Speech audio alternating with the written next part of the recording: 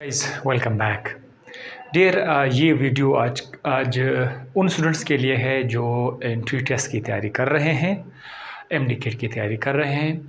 बस आज मैंने क्या किया है, इस वीडियो लेक्चर के डिस्क्रिप्शन में एक टेस्ट, सैम्पल टेस्ट जो है जिसमें 200 MCQs है, वो मैंने अपलोड किए हुए हैं। आपने डिस्क्रिप्शन में उसका लिंक क्लिक करना है और उधर जितने MCQs है बायोलॉजी, केमिस्ट्री, फिज़िक्स, इंग्लिश के, वो अपने ख़ुद से सॉल्व करने हैं। चेक करना है अपने आप को कि आप कितने पानी में हैं। साथ साथ मुझे बताना कि ये MCQs आपको कैसे लगे।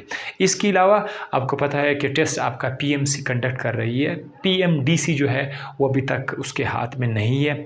अगर ऐसा कुछ हुआ भी तो आपको इन्फॉर्म किया जाएगा। बहरहाल आप अपनी तैयारी जारी रखिएगा और मुझे ज़रूर बता दीजिएगा कि इस MCQ से आपको कितना फ़ायदा हुआ, मुझे ज़रूर बता देना। तो इंशाल्लाह नेक्स्ट वीडियो में फिर से आपसे मुलाकात होगी। अल्लाह हाफिज़।